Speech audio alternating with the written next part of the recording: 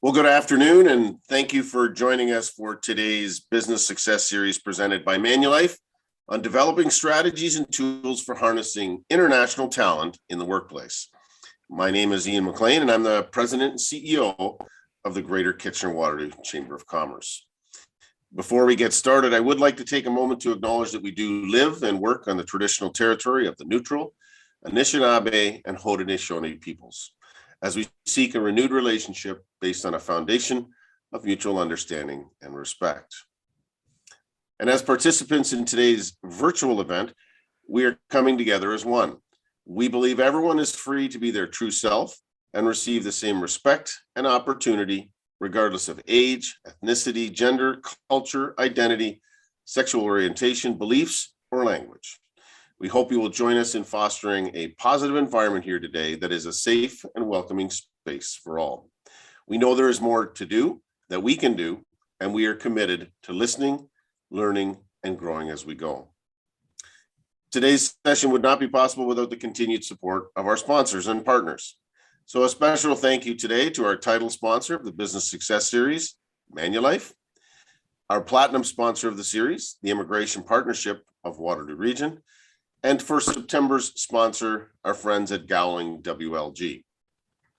These organizations and many more are committed to supporting our local economy and providing businesses with the resources and tools they need to thrive. Just before the session starts, I'd like to go over a few quick reminders. Please ensure that your microphone is muted throughout the presentation so we can reduce background noise. If you have a tech-related question, please comment in the chat section, and a representative of our team will get back to you momentarily. If you have a question for today's panelists or speakers, they will be gathered throughout the session by me, and our speakers will do their best to answer as many questions as possible following the presentation as well. All attendees will be sent a recording of today's presentation, and it will be also made available on the Greater KW Chamber website. So at this time, let's get started. I'd like to now invite our friend Bill MacGregor. He's a partner, certified specialist in immigration law with Gowling WLG, to introduce today's speaker. Bill. Thanks, Ian. Gowling WLG is proud to be this month's presenting sponsor for the Business Success Series. My name is Bill MacGregor, and I lead the immigration practice group at Gowling WLG, and I am based in the KW office. And in my day-to-day practice of helping companies bring in skilled workers and immigrants, I see firsthand the labor shortages in this region and how immigration and immigrants can help address those shortages. I also have the privilege now of introducing today's guest, Daniel Cervan-Gil. Daniel leads World Education Services work with employer-facing organizations and municipal and regional actors to create solutions, strategies, and tools related to the recruitment, retention, and reskilling of immigrants. WES is a nonprofit enterprise dedicated to helping international students, immigrants, and refugees achieve their educational and career goals in Canada and the United States. Prior to joining WES, Daniel was the manager of programs at the Global Center for Pluralism, an international nonprofit based in Ottawa that acts as a global platform for analysis, education, and dialogue about choices that advance and sustain pluralism. While there, Daniel led work on migration and integration, engaging with stakeholders regarding the competitive advantage of diverse workforces. Daniel also graduated with a master's in conflict studies from the University of Ottawa. Thanks to all of you for attending today, and thanks, Daniel, for joining us. Now, back to you, Ian. Well, thanks, Bill, and really appreciate your support and our friends at Gowlings, who are such big supporters of the Chamber as a whole, and as particularly on this important issue of talent and the incredibly important role that newcomers to our community are going to play in the health of our economy, not only regionally, but across the province and throughout the country. So we very much appreciate it. Well, let's get to it, Daniel. There's lots to cover here. I'll do my best to stick to the questions that we talked about. I may throw you the odd curveball as things come up. let's start with let's talk about World Education Services and your role with the organization. Tell us what World Education Services is, your role, and how you work with small, medium-sized businesses and communities. Thank you, Ian. Let me just start by saying thank you to Bill for your kind introduction, and to all of you for joining us today. I'm very honored to be sharing this afternoon with all of you. In answer to your question, Ian, I'll just, as Bill was also mentioning, WES is a nonprofit social enterprise with a mission to help international students, immigrants, and refugees to achieve their educational and career goals. We believe that when the talents and skills of immigrants and refugees are fully utilized, communities and employers alongside thrive with them as well.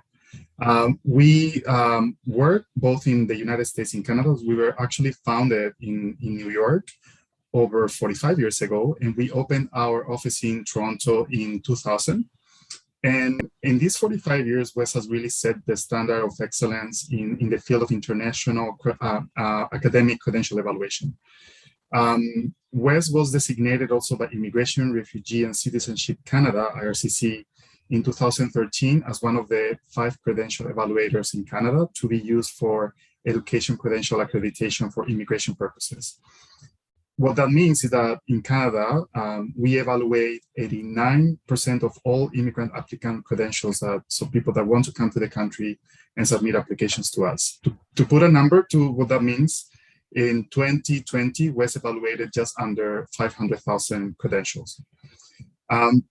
We say that WES has really set the standards in what it means to credential evaluation. And just to give you a sense of why we say that is, we working with more than 220 countries and jurisdictions, 48,000 educational institutions, 22,000 credentials and equivalencies, and we have developed 4,300 grading scales. My role within WES is, as Bill was saying, working with partners at the national and local level, industry associations, employer-facing organizations, municipalities, regions, to really try and explore what are the issues that employers are facing in accessing and integrating immigrant talent into their workforce, and co-develop together with these organizations and with employer themselves solutions, tools that can address some of those challenges. Now, let's drill down a little bit on that. I mean, when you say you're working, you've looked at hundreds of thousands of credentials, and you're working with associations, but also I would assume with immigration professionals. I mean, where's the business component of this? I mean, as a small business work directly with you, or would they work through, as we have, the Immigration Partnership of Waterloo Region and the Chambers of Commerce and others that are working on the entire issue of talent as a whole and the role that immigrants play in that? Do you work directly with business, or how do we? I mean, we're going to talk more about it, but I want you to kind of give a sense of the role of the specific piece that WES plays, World Education Services plays. Sure. Let me start by saying that as a social enterprise, we are a business ourselves. So we enter into this area of work on a B2B, so business to business approach. We really understand what it takes to run a successful business. But as I was also saying, we're a nonprofit social enterprise, which means that the business and social impact goals go hand in hand. So we leverage our commercial revenues for social good and reinvest surpluses in mission-driven projects. So in that sense, the work that we do in terms of our credential evaluations is a fee for service. So applicants pay a nominal fee, and then they have their academic credentials evaluated. Now, after our costs are recovered, all surplus revenue gets reinvested into the community, mainly through two programs. And this is where I get to answer your question. We do that through the West Merrimack Sefa Fund, which is our philanthropic arm. And just to give you a sense, we fund organizations that work with employers in developing solutions innovative solutions, and supporting employers in their hiring and integrating immigrant talent into the workforce. The latest call for proposal is actually now being launched, and we will be having several Canadian organizations as fundee partners selected towards the end of this year to work with employers in different communities in supporting their efforts in attracting, tapping into those talent pools.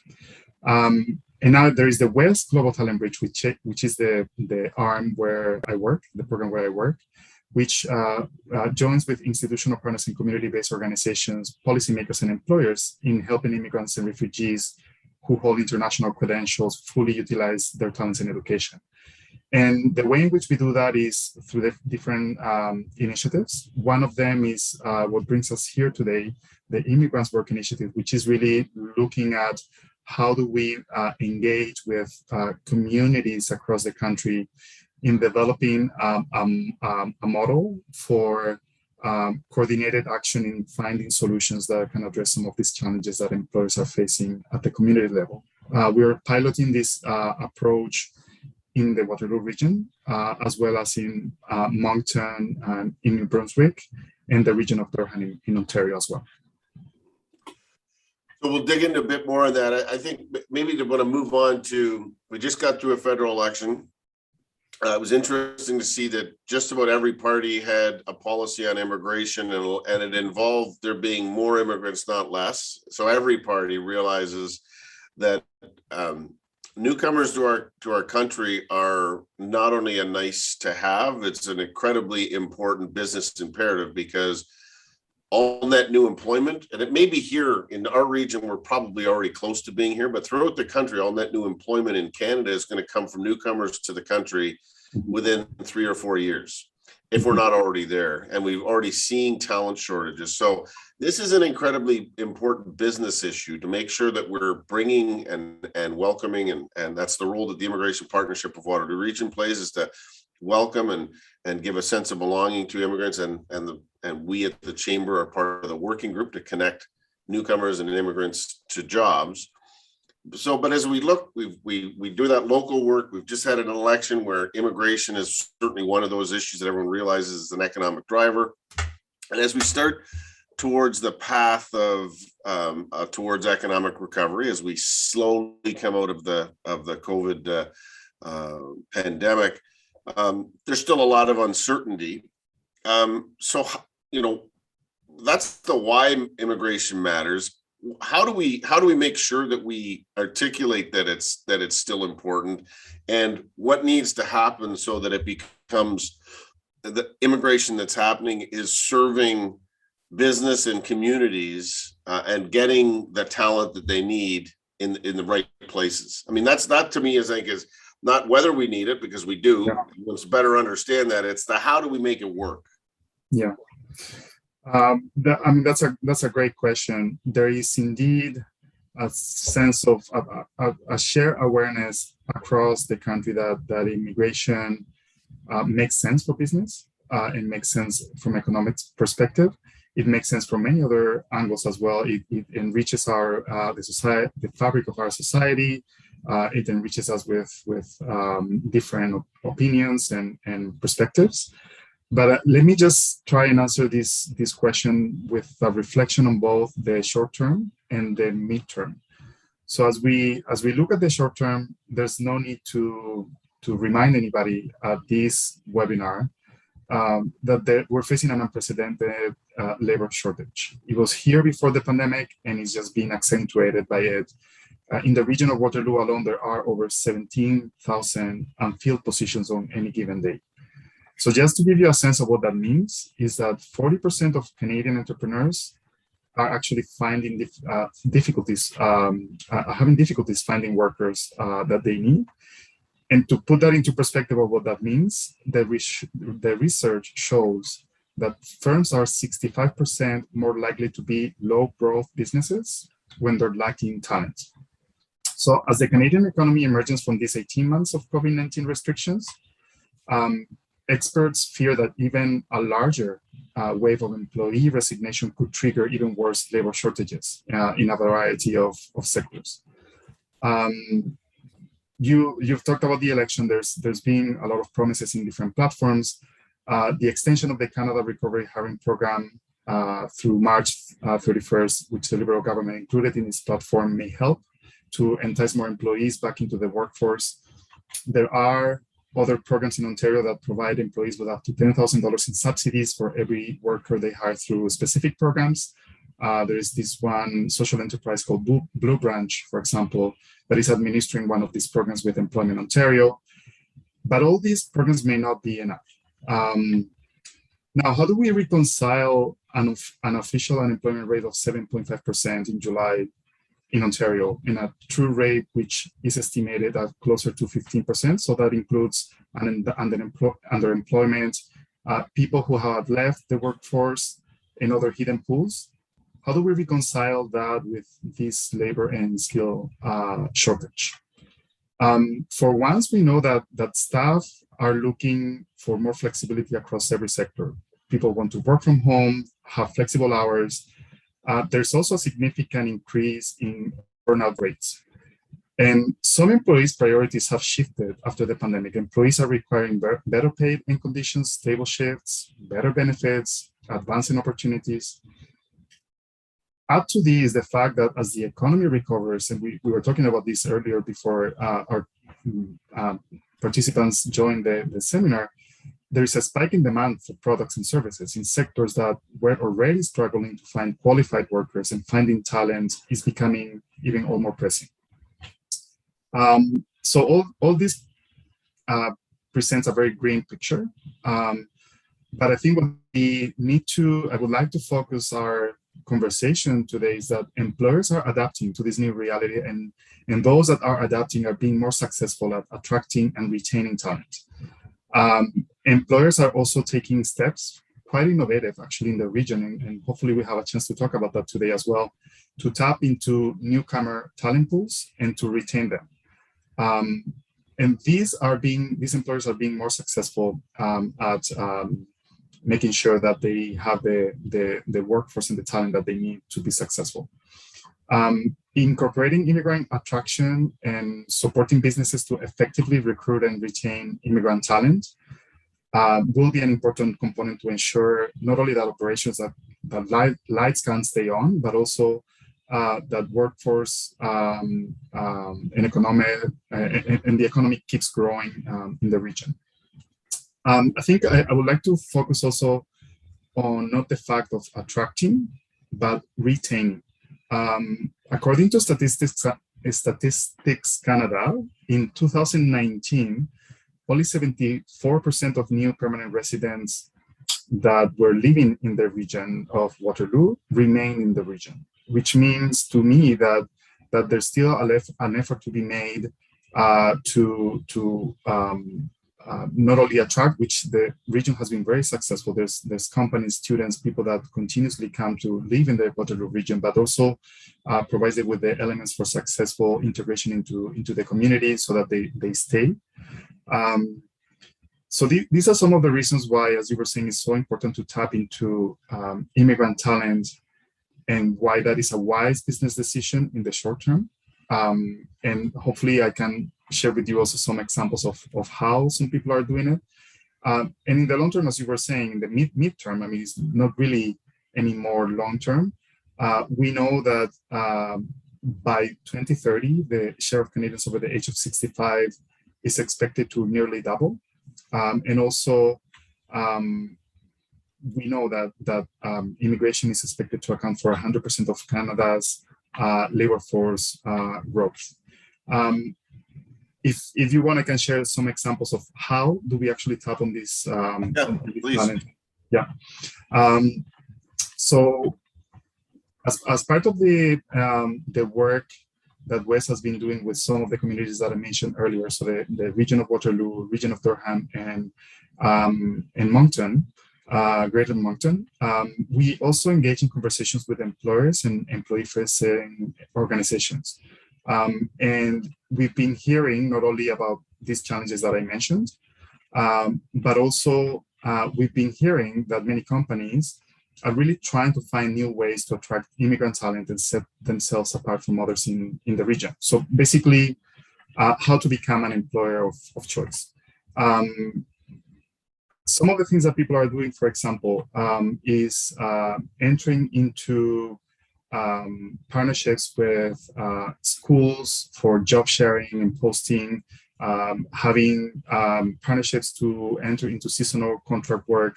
And that has proven very successful to tap into some of these work, particularly companies that have been entering into partnerships in the region, with, for example, with the Conestoga College, to tap on specifically on international student graduates.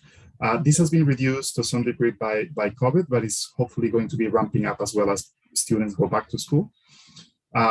Many organizations have also been tapping into immigrant talent pools by posting their job openings in Facebook groups of some of the largest immigrant communities. So many of these communities have their own groups where they share information. And an interesting element is that whenever an employer hires someone from an ethnic group or an immigrant community, the word of mouth works really well as well to kind of find other people that can be joining those companies.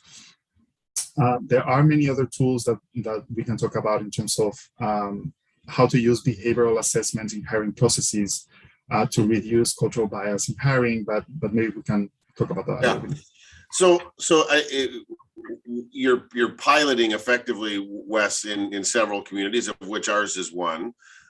So tell us about hashtag Immigrants Work, which is what we're calling the program that we're piloting here in Waterloo Region.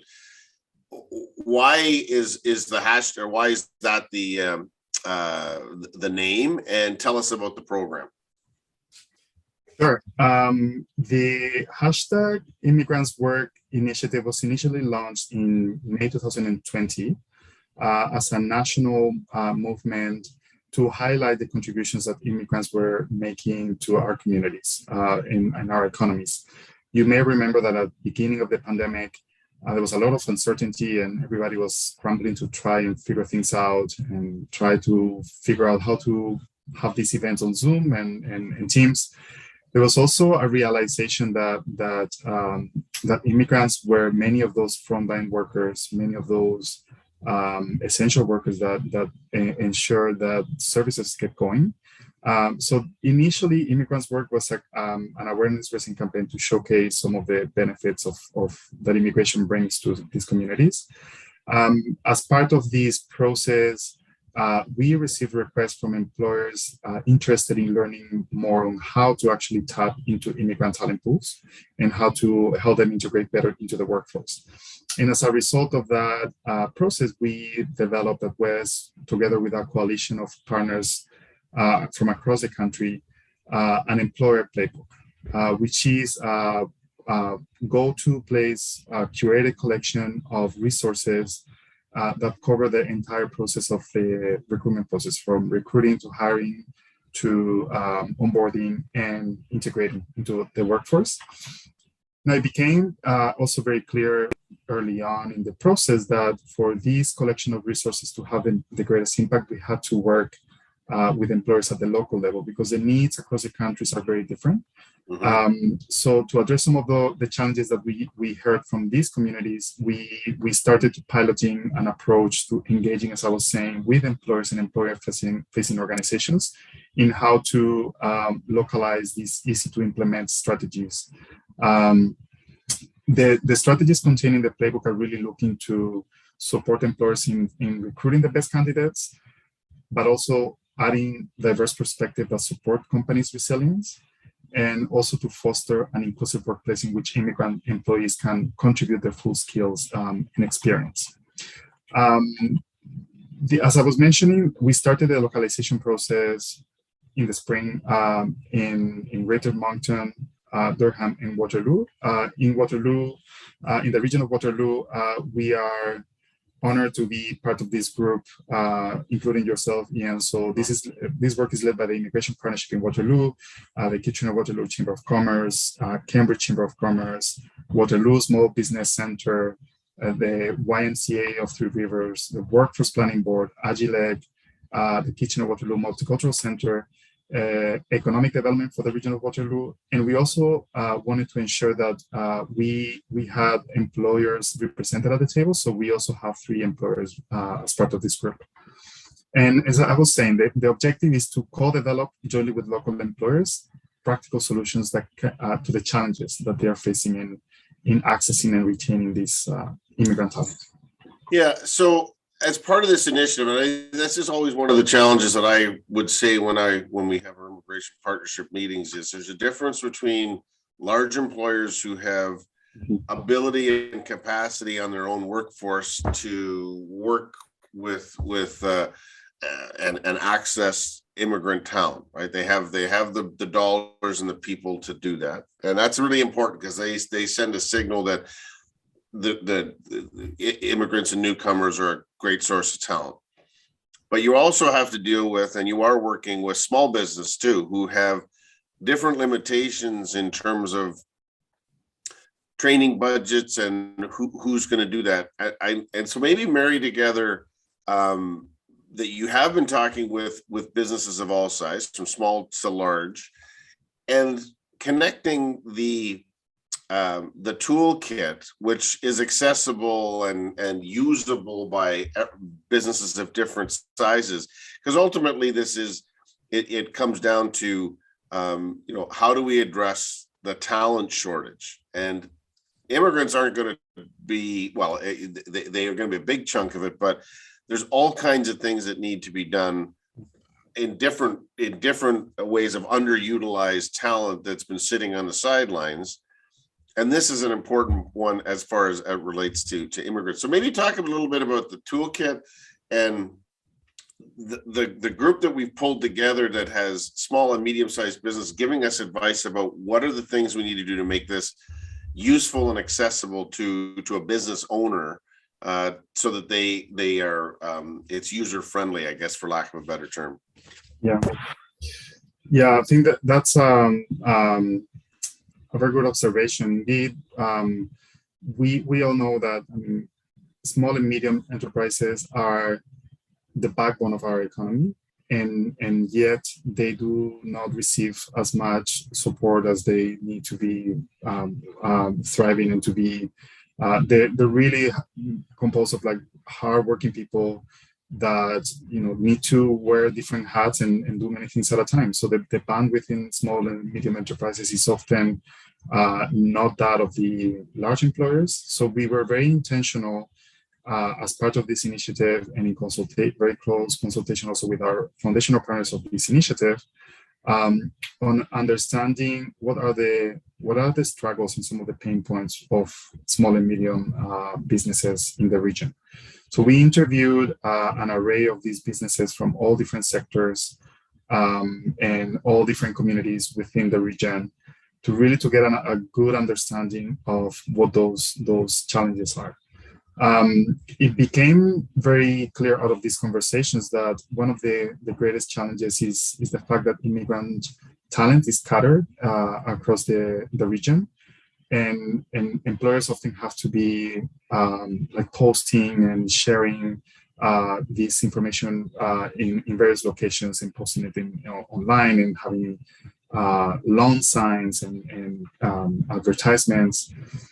There's also a significant, so an important observation, I think, as well, is that the shortages don't only affect small and medium enterprises. Some of the larger employers with whom we also talked, they have targeted talent acquisition specialists, and yet they're also facing significant shortages. But as I was saying, is really smaller organizations are struggling because they don't have the time or the resources to cast a large net for job seekers. One of the challenges that we found also in tapping into this talent is what I call the Canadian experience myth. So there's still a sense within some employers in the region that Canadian experience is needed.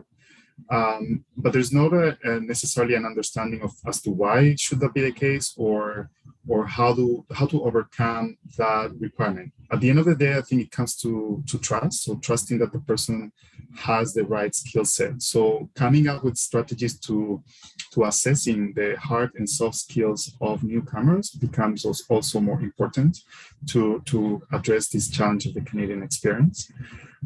We also found out of these conversations that employers often find that English proficiency is an obstacle for some of these employees. Some employers require high proficiency levels of English to do the work, and that's, I think, a given when you're talking about hospital staff, mental health providers, people that working with complicated machinery. But also some employers we found have instilled greater flexibility into their processes. And they've been also offering, for example, translation services in the workplace. So beyond the interview stage, they've also offered programs for on-the-job language training to enable some of their employees to access these. They've been tapping on employees from the same country of origin of some of the new hires so that they help them in providing support with translation. And we've seen out of these conversations that businesses that have been more flexible in adapting to addressing some of these issues of Canadian work experience and the issue of English proficiency are being more successful at filling in positions, for example. Another obstacle that we see in the region is the issue of the immigration legal paperwork, which sometimes delays hiring processes. Many companies would like to support their employees in accessing or applying for a permanent residency. They don't quite know how to do that. And so tapping into resources that exist in the community will be very important for these employers as well. And generally, as you were talking, the issue of underutilization of skills, there is often a mismatch of skills for job seekers versus the skills needed in open positions. And some of these points to the need for sometimes on-the-job traineeships or similar programs that enable for those employees to kind of breach into the positions. Large employers have the ability to create and develop those modules for themselves, but small and medium enterprises don't have the luxury of spending a month or 2 months training someone new that needs to fill in a position and needs to hit the floor running. And finally, I think there is also an issue with tracking and understanding exactly how many immigrant staff are being hired and how well or not are these strategies working. So we have, and this is a call for researchers if there are any in the webinar, really understanding which ones of these strategies are working or not in the region. Okay, I just wanted to remind folks, if you do have questions in the Q&A section at the bottom of your screen, you can put your question in here. And Sarah had, I think, to ask a question that others would probably have is how to access the toolkit. We are going to provide that. I think we said, Daniel, we'll provide this during this session, but also send it out to everyone that's watching a link to that. So it will be coming and made available to everyone. And certainly, I think it'll be included in as we share this through our social media and on our links on the chamber site as well. So don't fret if others have that same question. We'll get to that. Okay, so let's maybe drill down into the meat and potatoes of this. And you've talked a little bit about this in terms of whether it's small or large businesses, there may be some issues, or there are some things that you need to address as in hiring immigrants, because they could come from anywhere around the world. So what are the resources and tools and strategies that some of the employers are using that you've consulted with to hire and retain newcomers? So I think of a friend, Jim Istel in Danby and Guelph, who is hiring lots of newcomers, having English training right in the workplace so that they can come up and get their proficiency up, and that's a manufacturing environment. Others are providing, as you say, specialized training, maybe hiring, folks that have better English proficiency to be lead hands or mid management, so that they can serve sort of that function. Those are some of the things we're hearing about. What did you hear are the either the tools or the resources or the ways that right now, because it can't really wait when you've got talent shortages. So there's got to be some tools right now so that you can hire newcomers who may have some challenges in some of those regards, but can still be the talent that you need as long as you have some workarounds. Maybe talk a little bit about that. Sure. And so I'll start by saying that there are way many more resources and tools that we are included in the playbook that we are hoping to localize and for the Kitchener-Waterloo region context. But some of the things we're hearing from these interviews with employers, I mentioned a couple of them. So entering into partnerships with educational institutions have been very successful for many employers in securing temporary seasonal workers from also talented, very competitive to get skill sets out of recent international student graduates. The Facebook posts are super helpful to have access to some of these groups and posting your positions in those Facebook groups. But I was also mentioning, once you get the potential candidates at the interview stage and you're actually talking to them, there are also ways in which adapting some of the ways that you do your hiring processes can help you with being more successful at that process and getting more immigrants joining your workforce. One of them was the issue of behavioral assessments in hiring processes that I was mentioning earlier. One of the issues that sometimes the way in which we design our assessment of what are essential skills versus non-essential skills for a specific job. So having a careful consideration on what is really the must-haves and how to assess those skills going beyond years of experience to really think about other creative ways in which you can assess those. So some of these tools will actually be presented as part of the playbook localization process. Investing in new employee onboarding processes increase retention rates. So we've seen that in many cases in these interviews. Having a consolidated onboarding process in which you introduce the new comer to all the different lines of the business, having a buddy system, so someone that within the company that can be supporting the employee in their journey as they start in the new job. Employee appreciation are small gestures that can also make a difference in feeling people that they belong and that they're welcome in the company. But some of the creative things that we've also heard is that sometimes companies have a hard time getting people to work. So one of the things that we may not have realized is that as a newcomer to the country, you may not have a G license to drive around. And housing where your office is located is very expensive. So you need to be living in the suburbs. And you just cannot afford spending 3 hours on a bus to get to work back and forth. So some employers are providing arranging for carpools for their staff, for example. So they when they're larger employers, they can do that within the same company. But there are also some attempts at coordinating among different employers to kind of bring people in and to work. And that is making a huge difference. Like something so simple as that can make a huge difference in tapping into those talent pools. We talk about the issue of translation. It's a crucial one, especially when the language requirements are not essential for the job. Having flexibility around that can make a huge difference for tapping into talent. And sometimes it's just maybe not translation, but it's a matter of getting your signage translated in the office or in your factory to ensuring that everybody has the minimum understanding of what is required of them in each setting, just by looking at those signs. So one of the things I think I would point out now is there's challenges in hiring anybody in this environment. Yeah. So for those listening, or those entrepreneurs listening and saying, geez, it sounds complicated.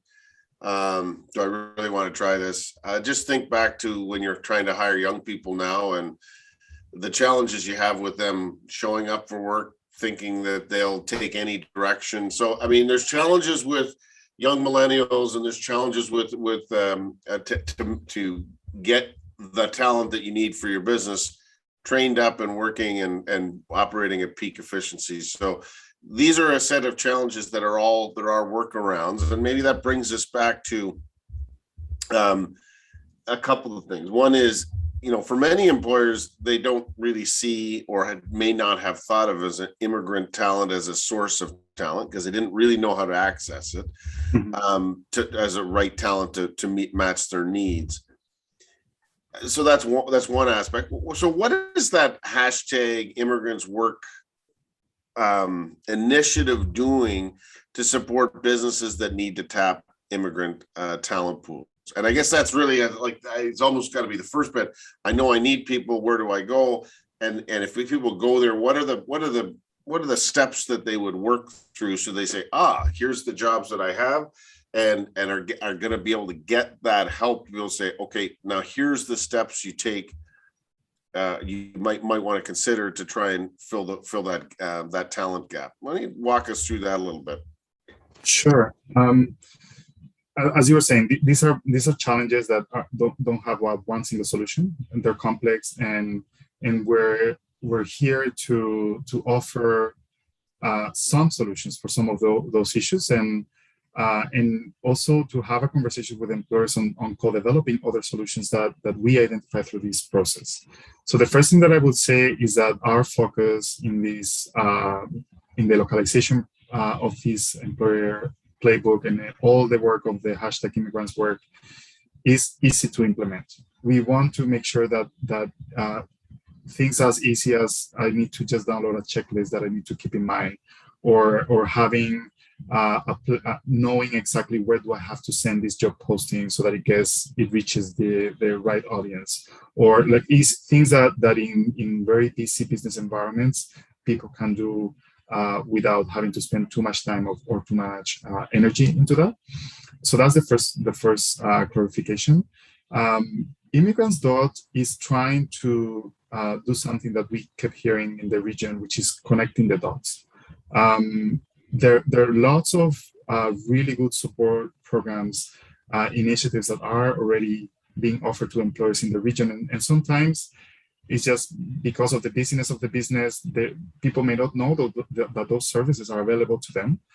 So as part of the localization process of this playbook, we are collecting references and easy to connect or to this community connection, so that can be presented to employers, particularly SMEs, in an accessible virtual platform where they can just go and know exactly who they can contact for this specific issue.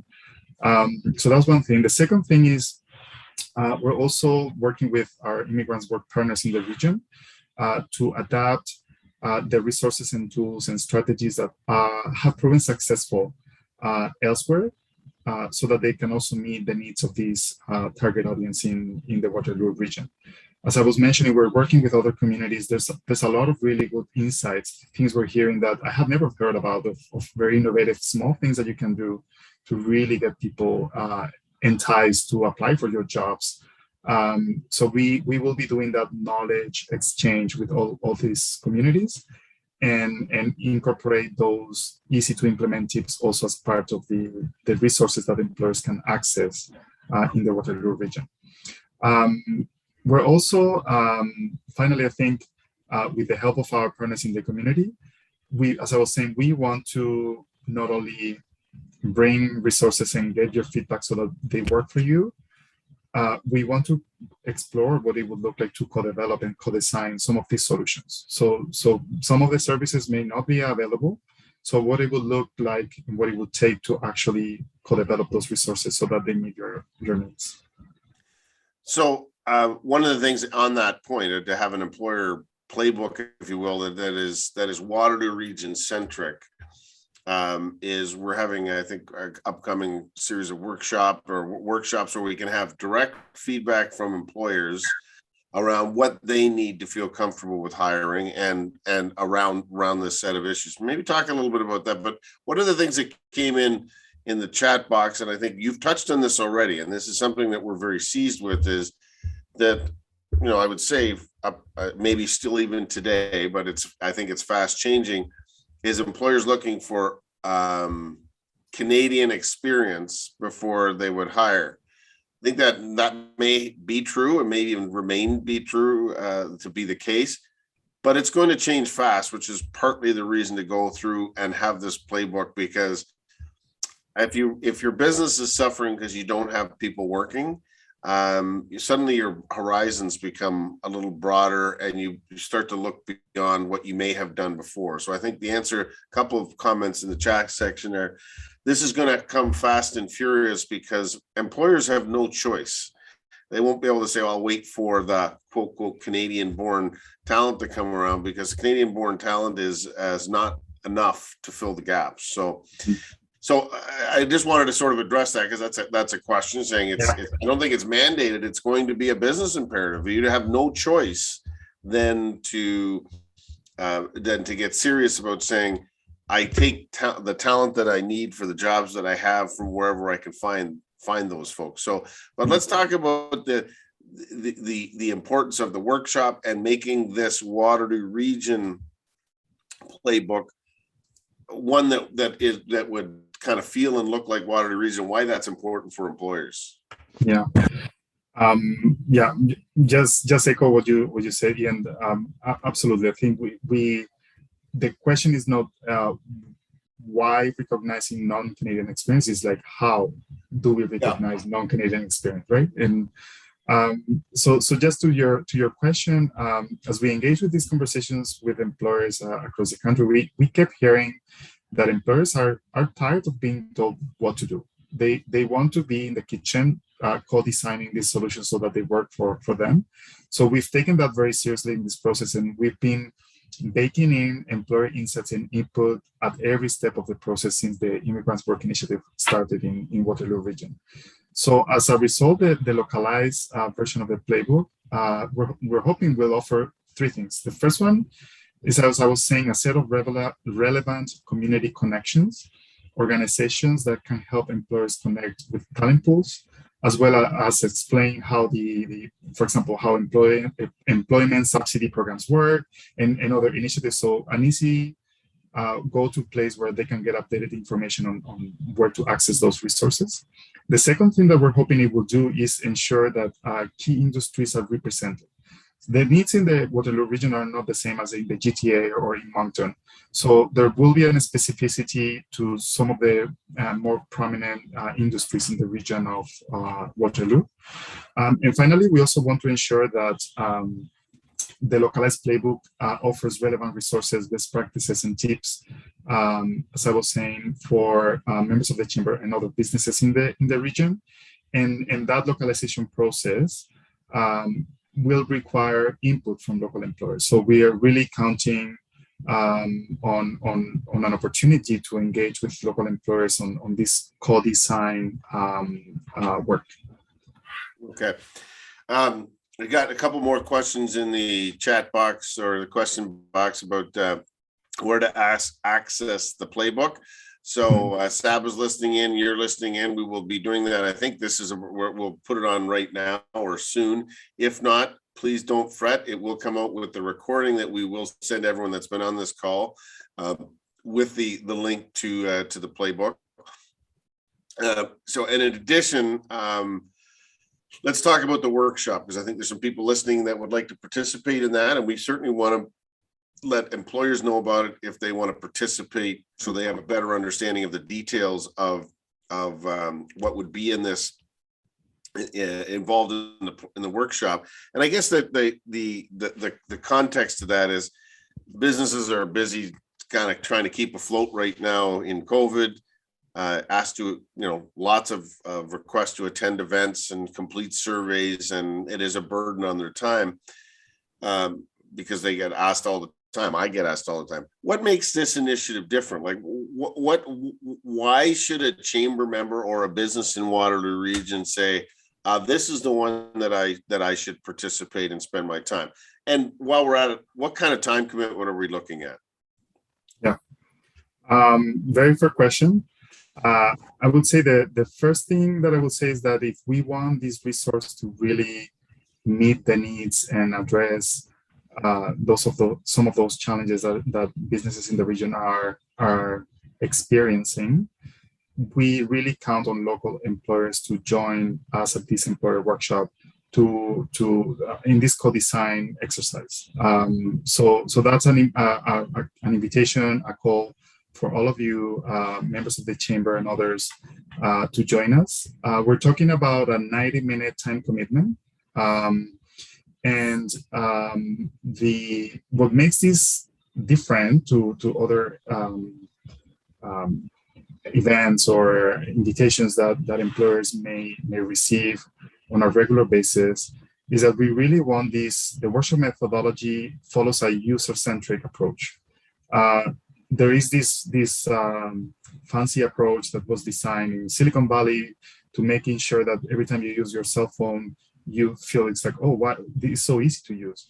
It's a design thinking approach, which is really meant to generate ideas in brainstorming sessions while adopting a very hands-on approach to identifying solutions. So in these 90 minutes, we're really going to have a very dynamic agenda, fast-paced, to ensure maximum value for participants. And I want to stress solutions because we really want every person that participates in this workshop to leave feeling that they were heard and that their insights were taken into consideration. But B, they already left with some insights, some practical things that they can start doing the day after the workshop and start implementing some changes in the way in which they tap or the way where they post their positions, the way in which they design their job descriptions. Small changes that can be easy to implement and that can make a difference in tapping into that immigrant talent. Okay, as we wrap up, right on the screen, I think we see in front of us when the workshop is taking place, which is the 28th of October from 1:30 to 3. I don't see on there, where do people access it if they want to register? So like you want to get them pre-registered, where do they access it? And is there any homework they need to do to come to be prepared? So we can post the link to the registration page in the chat. It's Saba, if you have it accessible. Otherwise, we can circulate the link after the workshop as a follow-up. In terms of homework, the employer playbook, the national employer playbook is already available on our website. So we can also circulate that with colleague employers as a way to prepare for the conversation. There's no need to read it. It's very comprehensive document, but it's something that will give you a sense of the type of resources and strategies that we're talking about. So that can be excellent if someone wants to have a first read before the workshop. But again, there's being aware of how little time businesses have these days. There's no need. We will provide everything they need at the workshop. Okay. All right, that's a good place to leave it. And I think if you see in the chat box, Saba and Jenna have provided the link. Please remember, we will put the link in the information that we send with the link for this recording for everyone that's participated in this, and it'll be available on our website as well. Listen, I really want to thank you, Daniel, for joining us today.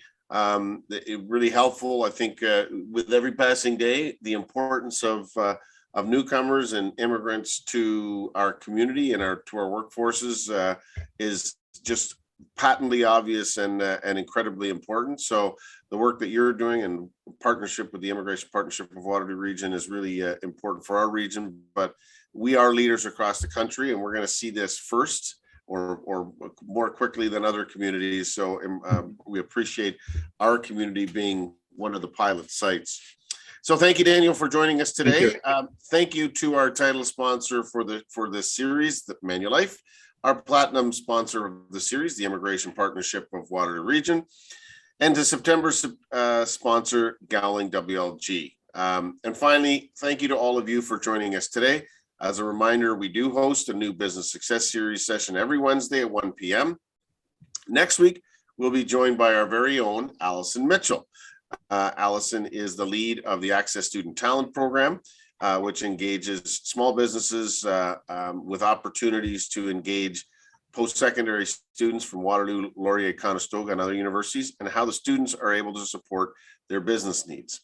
Join us to hear their experience working with post-secondary students and how students can support you. So we'll have a couple of employers that have actually used this program. We hope to see you then. For full details and to register, please go to greaterkwchamber.com. Please do share this series with your friends and colleagues, and join us every Wednesday afternoon for another edition of the Business Success Series. Because if it's Wednesday, it's the Business Success Series. Thanks so much, everyone. Have a great day. Thanks, Daniel. That was awesome.